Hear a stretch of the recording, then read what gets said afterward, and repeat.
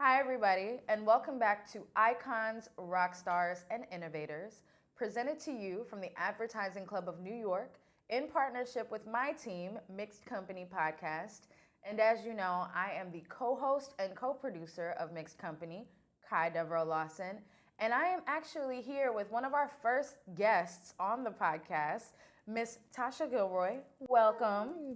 Thanks so much for having me, Kai. You're so welcome. Just so you guys know, Tasha and I go so way back to when I first started in the industry. She's been my mentor and also kind of kept me out of trouble a couple times. So, Tasha, thank you so much for joining us. Thank I you really so much appreciate for you being having here. me. I'm so glad to be here and to be a part of this. It's amazing.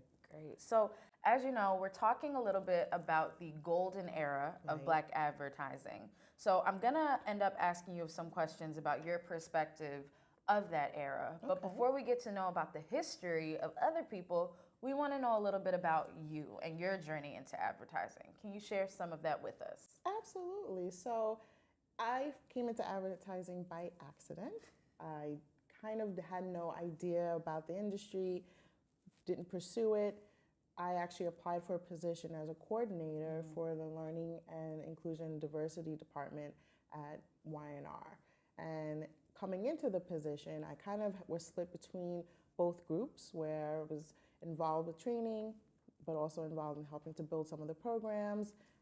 And so being in the role and morphing and learning and expanding on what we were doing at the agency is kind of how I landed in the position. So basically, I grew up in the job. Oh my goodness. It's Yeah. amazing to hear how people kind of grew up in the job, and you've been here long enough to help, mentor quite a few people in this industry. So it's exciting to hear your perspective.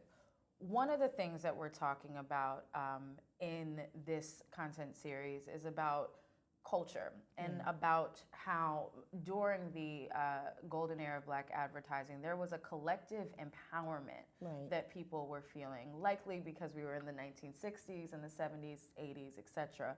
Do you feel like there are any similarities to today's culture within agencies, specifically within the multicultural and Black communities? Actually, I do.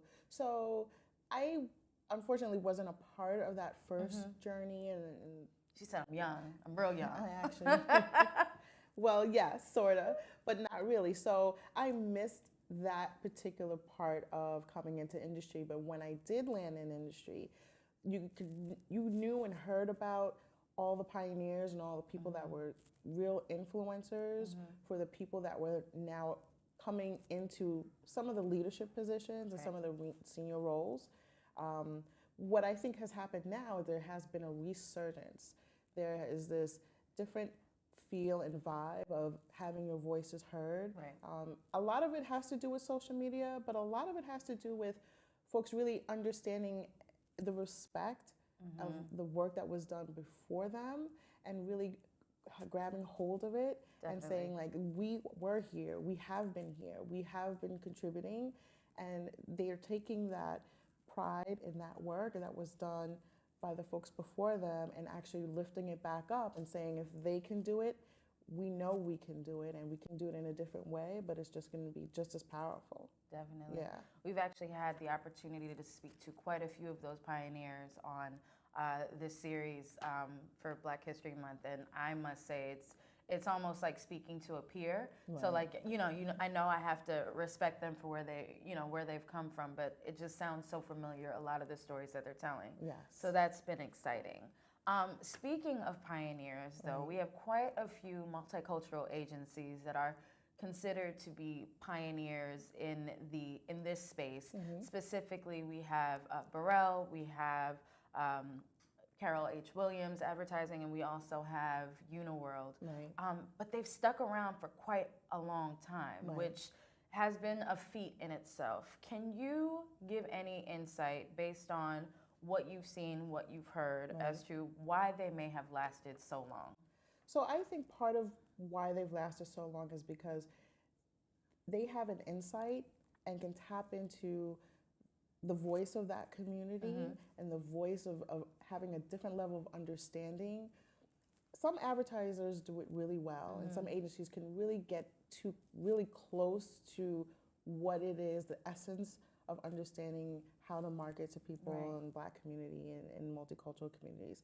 However, if an agency specializes it and has people that are ingrained in that culture and come from that culture and really understand the voice of that community, there's a different level that they even bring to the work, and there's a different level of respect that happens that also comes out in the work. And I think that's a major part of why they've endured and lasted so long throughout time, and even have come up against some of the larger agencies in winning work. I agree with that. Going back to talking about your experience, especially on the D&I side, or diversity and inclusion side of the business, I'm interested to know if you have seen, or if you can think of any innovations in that space that have happened, whether it be from the golden era of Black advertising, or even now that we should be celebrating during this Black History Month series. So from what I can see, and from in the D&I space, a lot of the voices that I think might have kind of thought through things differently, done things differently, they're louder, they're bigger, they're stronger, and they have a lot more support. So I think for the pioneers, while they were able to kind of break through and have agencies and the industry really understand their contribution and what they could bring to the table, what's happening now in the D&I space is that we're now part of a bigger collaborative, right?